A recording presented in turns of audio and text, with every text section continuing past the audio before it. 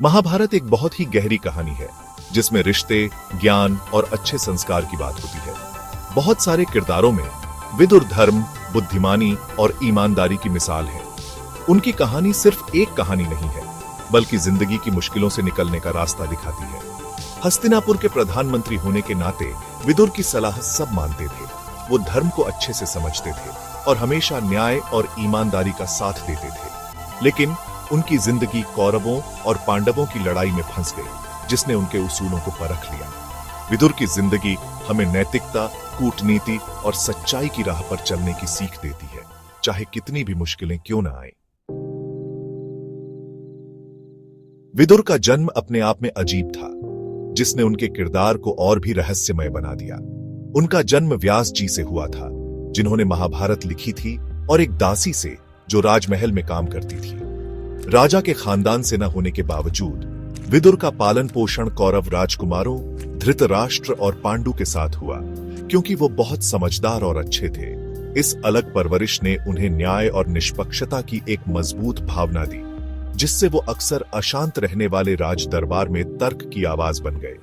उनकी बुद्धिमानी का कोई मुकाबला नहीं था और उन्हें प्रधानमंत्री बनाया गया, एक ऐसी भूमिका जिसे उन्होंने पूरी निष्ठा और ईमानदारी से निभाया। सच्चाई और न्याय के लिए विदुर की प्रतिबद्धता अटूट थी, भले ही उन्हें इसके लिए कुछ भी क्यों न करना पड़े। उन्होंने अंधे राजा धृतराष्ट्र को हमेशा उनके बेटे दुर्योधन की चालों से सावधान रहने की सलाह दी, जो पांडवों से जलन और लालच से भरा हुआ था। विदुर की नेकी का सबसे बड़ा उदाहरण था जुए के खेल की निंदा करना। उन्होंने खुलकर खेल की आलोचना की और इसे पांडवों को अपमानित करने और उनका राजपाट छीनने के लिए दुर्योधन की एक चाल के रूप में पहचाना। हालांकि उनकी आवाज अक्सर दब जाती थी, क्योंकि धृतराष्ट्र अपने बेटे से बहुत प्यार करते थे और शकुनी, जो दुर्योधन का मामा था, अपनी चालाकी से उन्हें बहका देता था। धृतराष्ट्र को सही रास्ता दिखाने और युद्ध को टालने की पूरी कोशिश करने के बावजूद विदुर की सलाह को अनसुना कर दिया गया, जिसके कारण कौरवों और पांडवों के बीच युद्ध होना तय हो गया।